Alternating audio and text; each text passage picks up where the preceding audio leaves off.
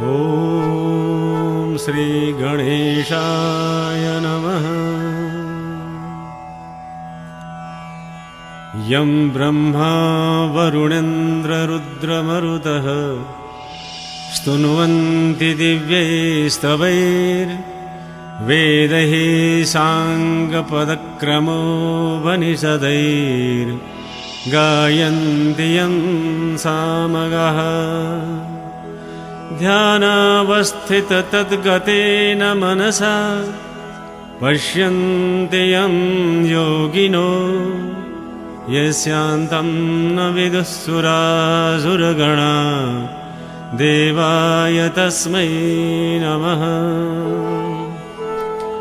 श्रीमच्चन्दनचर्चितोज्ज्वलवपुः शुक्लाम्बरा मल्लिका मालालङ्कृतकुण्डला प्रविलसन् मुक्तावली शोभिता।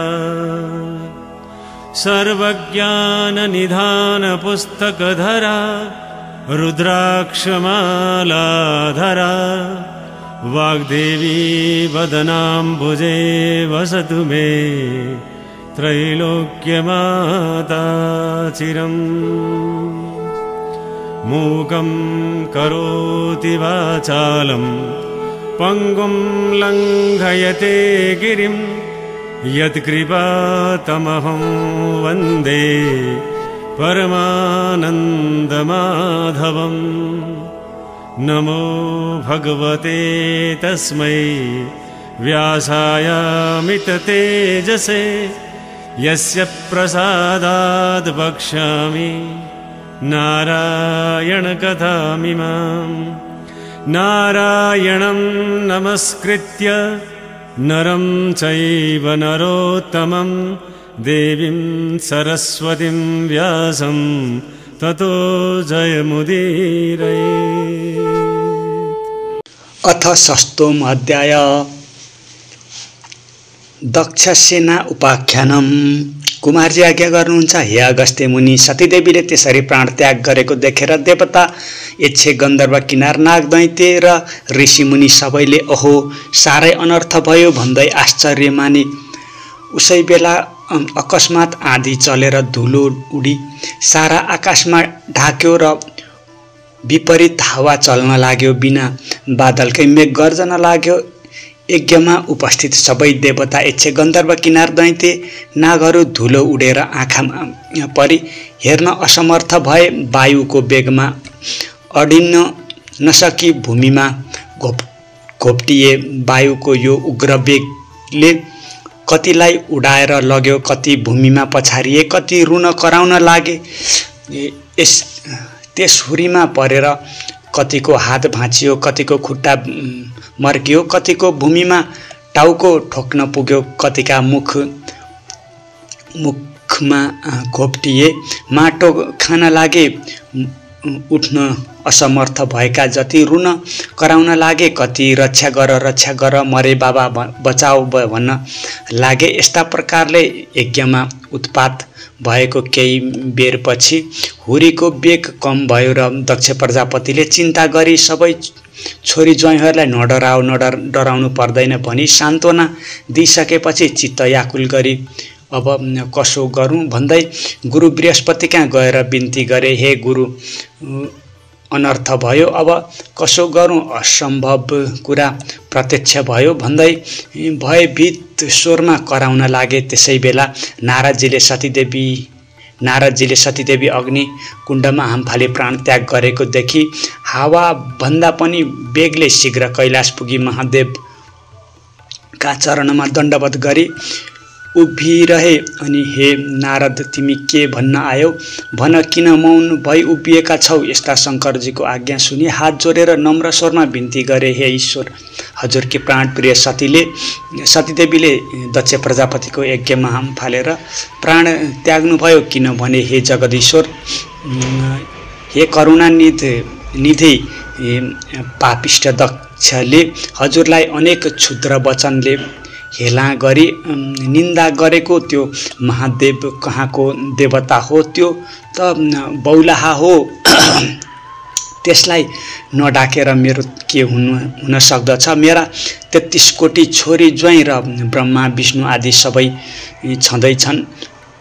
कतै भए पनि कस्तै भए पनि म त्यसलाई डाक्ने होइन इत्यादि अनेक दुर्वचन बोलेको सुन्दा सहन नसकी क्रोधयुक्त भएर भूमिमा लात्ताले हानी यज्ञको परिक्रमा गरी कसैको पनि मुखमा नहेरी केवल हजुरको नाम शिव शिव भन्दै यज्ञाग्निमा हाम फाली प्राण त्यागिन्। हे प्रभु, हजुरको डरले अग्निले देह दग्ध गर्न सकेका छैनन्। केवल प्राण छाडेर यज्ञकुण्डमा शयन गरे झैँ सुतिरहनु भएको छ। हे ईश्वर, यही कुरा बिन्ती चढाउन आएको हुँ। हे चन्द्रमौले, अनर्थ भयो, अब के गर्ने? यति भनी नारदजी उभिरहे। नारद मुनिका कुरा सुनेर महादेवले आज्ञा भयो, हे मुनि, तिमीले भनेको कुरा निश्चय सत्य हो कि होइन? शिवको यस्तो वचन सुनि नारदले भने, हे जगदीश्वर, हजुरका सामु मिथ्या बोल्ने साहस अथवा शक्ति ममा छैन। ध्यान दृष्टिले हेर्नु भए सत्य ज्ञान हुनेछ। नारदजीका यस्ता वचन सुनि ध्यान दृष्टिले विचार गरी हेर्नुभयो त अत्यन्त क्रोधले तिनै नेत्रबाट अग्निका ज्वाला निकाली दारा किटी पाखुरा निमोट्दै नारदजीको सामुन्ने नै भन्नुभयो, हे मुने, 33 कोटी देवताले रक्षा गरेको पापिष्ट दक्षको विनाश नगरी छाड्ने छैनौ। अब तिमी आफ्नो आश्रममा जाऊ पनि बिदा दिनुभयो र नारदजी श्री महादेवलाई दण्डवत प्रणाम गरेर आफ्नो धाममा गए। नारदजी गएपछि शिवजीले सतीदेवीलाई सम्झेर रिसले तिनै नेत्रबाट अग्निका जस्तै ज्वाला निकाली शिखाबाट एउटा जटा झिकेर भूमिमा पछारे। त्यसबाट मेघ गर्जन जस्तै चर्को शब्द गरी भयङ्कर चतुष्टि योगिनी भूत प्रेत पिशाच प्रथम गणले सहित भएर महाकाली उत्पन्न भई। कस्ती महाकाली भने डर लाग्दो अनुहार भए कि, लामा लामा दारा किटिने आकाश जस्तै पेट भए कि, र बाघको छाला कम्मरमा बाँधे कि, झाँक्रो फिजे कि, हातमा भयङ्कर खड्ग लिए कि, कहिले हाँस्ने कहिले लामो जिब्रो निकाल्ने यस्ती महाकाली शिवजीको सामुन्ने उभि के कामले मेरो आराधना गर्नुभयो भनी बिन्ती गरिन्। अनि महादेवले अघि झैँ अर्को जटा झिकेर भूमिमा पछारे। त्यसबाट पृथ्वी कम्पायमान पार्दै क्रोधित सिंह जसरी गर्जन्छ त्यसै गरी ध्वनि निकाल्दै 1000 सूर्य जस्तो तेज भएका सम्पूर्ण शरीरमा खरानी धसेका मुखमण्डलमा लगाएका मुण्डमाला लगाएका, दायाँ हातमा त्रिशूल लिएका र बायाँ हातले डमरू बजाउने यस्ता भीषण मूर्ति भएका वीरभद्रले महादेवका अगाडि उभिएर बिन्ती गरे, हे शम्भु, हामीलाई किन आराधना गर्नुभयो? तिनीहरूको यस्तो प्रार्थना सुनेर महादेवले आज्ञा भयो, हे वीरभद्र, हे महाकाली, तिमीहरूलाई पापिष्ट दक्ष प्रजापतिको यज्ञ विध्वंस पारी उसको पनि संहार गरी दक्षका सहायक संरक्षक देवताहरूको पनि संहार गरेर आओ भनी डाकेको हुँ। अब तिमीहरू नन्दी भिरिङ्गी 64 योगिनी भूत प्रेत पिशाच समेत भई दक्षको यज्ञ विध्वंस पार्न तत्काल जाओ।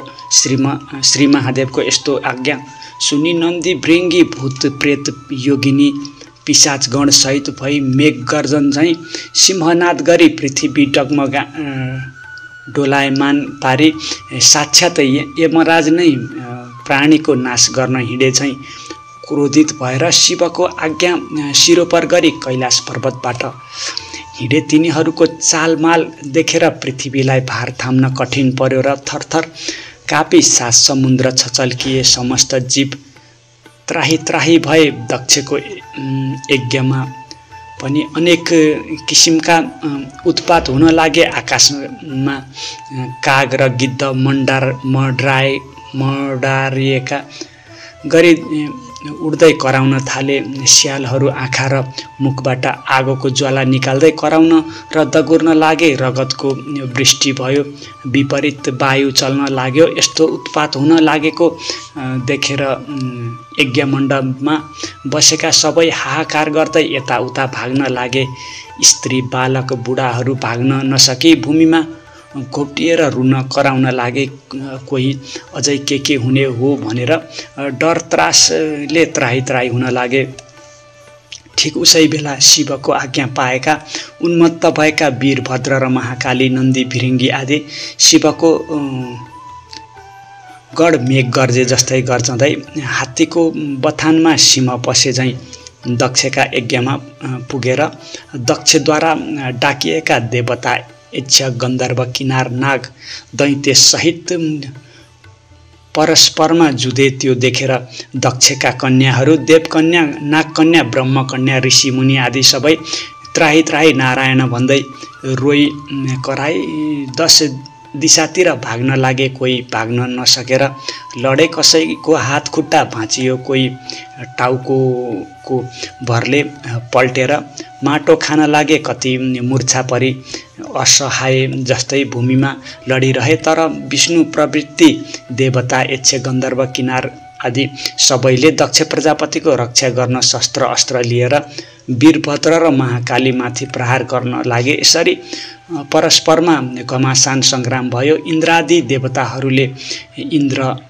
कुन अस्त्र प्रहार गरे भने इन्द्रास्त्र, अग्न्यास्त्र, देव्यास्त्र, वरुणास्त्र, पशुपतास्त्र, ब्रह्मास्त्र, तोमर, गदा, खड्ग र मुसल, नागपाश आदिले वीरभद्र र महाकालीको तथा 64 योगिनी, भूत, प्रेत, प्रथम गण र विषमजोर माथि प्रहार गरे। यस्ता तरहले आफूमाथि शस्त्र अस्त्र प्रहार गरेको देखेर वीरभद्रका गणहरूले पनि कठोर स्वरले गर्जेर दक्षका सैन्य भित्र पसी जति भेटे त्यतिको टाउको समाती, निमोठी, हात खुट्टा भाँची, मुड्कीले हानी रगत छदाई देवताहरूको संहार गरे। उता महाकालीले पनि प्रत्यक्ष काल जस्तै खड्गली वर्षात कालको प्रचण्ड मेघ गर्जे झैँ गर्जी सिंहनाद गर्दै मृगका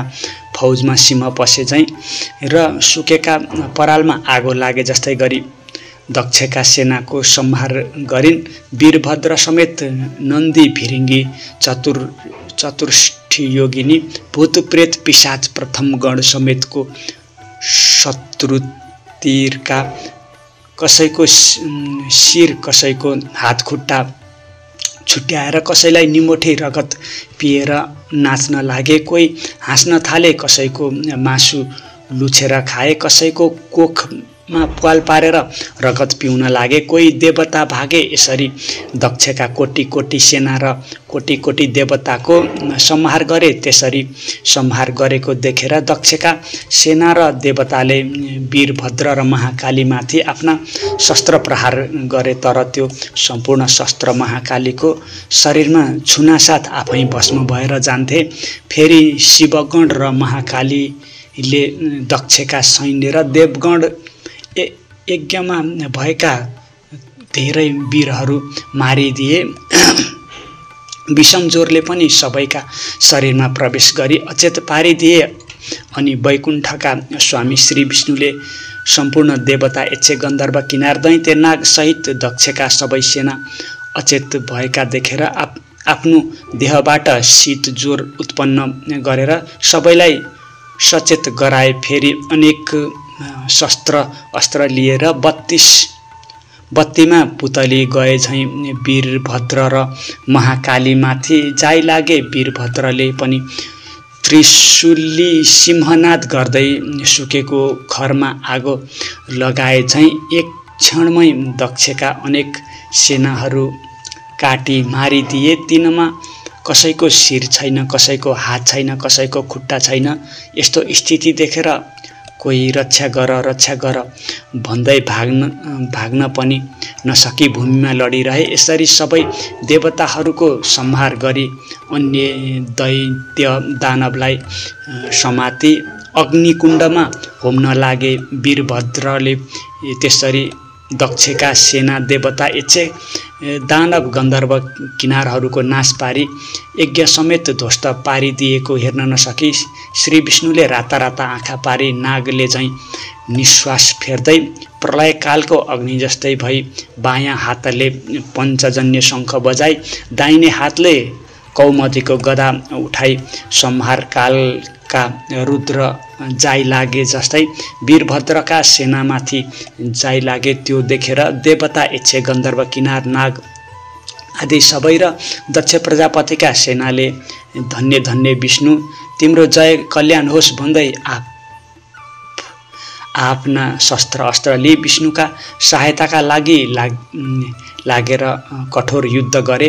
त्यस्तो देखेर महाकाली ऋषिले आगोको ज्वाला झैँ डरलाग्दो तेज प्रकट गरी खड्गली जाई लागिन्। त्यो देखेर भूत प्रेत पिशाच प्रथम गण डाकिनी साकिनी र चतुर्खष्टी योगिनी सबै युद्ध गर्न लागे। यस्तै ठुलो हावा चल्नाले मेघ टुक्रा टुक्रा हुन्छन्। त्यस्तै दक्षका सेना देवता दैत्य गन्धर्व किनार नाग आदि 10 दिक्पाल भागे। तब विष्णुले निर्धक्कसित वीरभद्रको छातीमा कौमदीको गदा प्रहार गरे। त्यो गर्दा वीरभद्रको छातीमा वज्रन गयो अनि ती मूर्छा परी भूमिमा ढले। फेरि विष्णुले नन्दी फिरिङ्गी 64 योगिनी भूत प्रेत पिशाच प्रथम गणका उपर शङ्खको चर्को शब्दका साथ शस्त्र अस्त्र प्रहार गरे। त्यसरी विष्णुको प्रहारले कति लडी भूमिमा पल्टे, कति मूर्छा परे, कति भागे। त्यो देखेर दक्ष प्रजापतिका सेनाले धन्य धन्य विष्णु भनी स्तुति गरी पुष्पवृष्टि पनि गरे। तब विष्णुले पञ्चजन्य शङ्ख बजाएर मूर्छा भइरहेका वीरभद्र महाकालीका कानमा देवता यक्ष गन्धर्व किनार र दक्षका सेनाले शङ्कुल ध्वनि र धन्य धन्य विष्णु भनी स्तुति गरेको शब्द पर्यो र चेतमा फर्की आफ्नो सैन्य कोही भूमिमा ढलेका, कोही भाग्न लागेका र कोही के कसो गरौँ भनी अन्योलमा परेका देखि अत्यन्त क्रोधित भई काल सुदृश त्रिशूलले विष्णुलाई लक्षित गरी बेगले प्रहार गरे। त्यो त्रिशूल विष्णुका छातीमा लाग्यो। त्यसको कष्ट सहन नसकी नवद्वारबाट रगतको धारा बगाई विष्णु मूर्छा परी ढले। उनी मूर्छित भएपछि वीरभद्रले प्रलयकालको मेघ झैँ गर्जन गरी दक्षका सेनामाथि जाई लागे। आफ्ना गण समेत मिलेर कोटी कोटी देवताको संहार गरे। वीरभद्र गर्जेको शब्द उनका गणहरू नन्दी फिरिङ्गी प्रथम गण समेतका कानमा पर्यो र बिउजी उभिएर हेर्दा रणभूमिमा विष्णु मूर्छा परेका र वीरभद्रले दक्ष सैन्य र देवताहरूको संहार गरेको देखेर धन्य धन्य वीरभद्र भनी आफ्ना आफ्ना शस्त्र अस्त्र लिएर दक्षका सेनामाथि जाई लागे। त्यसरी अत्यन्त भयङ्कर युद्ध भयो। कस्तो युद्ध भनेदेखि हे मुनि महाकाली र वीरभद्र तथा उनका सेना समेत जाई लागे। अनि कसैको टुप्पी समातेर पछारे खड्गले हानी मारे, कसैलाई मुड्कीले हानी मारे। 64 योगिनीले पनि कतिलाई निमोठेर मारे। कसैको काखीमा पाल पारेर रगत पिई मारे, कसैलाई पक्री अग्निकुण्डमा होमिदिए। यस्ता प्रकारले देवता यक्ष गन्धर्व दैत्य किनारको नाश गरेर वीरभद्रका सैन्यले जय जय भनी कराएको शब्द मूर्छा परेका विष्णुको कानमा पर्यो र मूर्छाबाट उठेर हेर्दा वीरभद्र र महाकालीले यज्ञ विध्वंस पारी देवताहरू र दक्षका सेना समेत नाश पारेको देखि अत्यन्त क्रोधित भई राता राता आँखा पारेर हे पापिष्ट, आज तेरो नाश गरेर दक्षको यज्ञ पूर्ण पारी सबै देवता यक्ष गन्धर्व नाग आदि सबैलाई सन्तोष दिनेछु। आज एकादश रुद्र तेरो सहायक भएर आए पनि रक्षा गर्न सक्दैनन्। सम्पूर्ण सृष्टिको संहार गर्न यो चक्र देखिस् भने सुदर्शन चक्र देखाएर विष्णुले भनेको त्यस्तो क्षुद्र वचन सुनेर वीरभद्र रिसले चुर भई भन्दछन्, हे पापिष्ठ विष्णु, सम्पूर्ण दुष्टको नाश गर्ने चक्र भनेर देखाइस् तेरो पराक्रम माफिक त्यो चक्र मेरो उपर प्रहार गरेर हेर, मुखले भनेर मात्र कहाँ केही हुन सक्दैन। यस्तो वीरभद्रको वचन सुनि विष्णु रिसाई वीरभद्रलाई ताकेर सुदर्शन चक्र प्रहार गरे। त्यो चक्र अनेक सूर्यको जस्तो तेज र प्रलय कालको मेघ जस्तो गर्जँदै काल रुद्र नाश गर्न गयो। त्यस्ता प्रकारले आएको त्यो चक्रलाई देखि नन्दी भिरेङ्गी भूत प्रेत 64 योगिनी प्रथम गण आदि शिवगण त्राही त्राही वीरभद्र महाकाली भनी उनका नजिकै गए। यस्तो समुद्र मन्थन कालमा कालकुट विष निस्केर सबैलाई भस्म पार्न खोज्दा त्यो विष शिवले पान गर्नुभएको थियो। त्यस्तै त्यो चक्र आएको देखेर वीरभद्रले मुख बनाइदिएकाले वीरभद्रको मुखमा पस्यो र उनले नील तयार भएको देखि विष्णुले चाँडो गरी वीरभद्रका मुखबाट सुदर्शन चक्र झिकी त्यहाँबाट अन्तर्ध्यान भई वैकुण्ठ जाँदा भए। इति श्री स्कन्द पुराण केदारखण्डे माघ मात्मे कुमार अगस्त्य संवादे श्री स्वस्तानी परमेश्वरी व्रत कथाए दक्षे सेनावध नाम सप्तम अध्याय। हरिओम तत्सत्।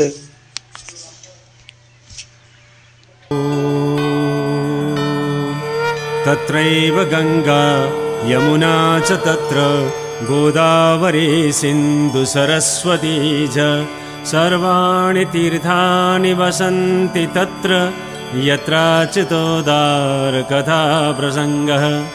कायेन वाचा मनसेन्द्रियैर्वा बुद्ध्यात्मना वानुसृतिः स्वभावात् करोमि यद्यत् सकलं परस्मै नारायणायेति समर्पयेतत्।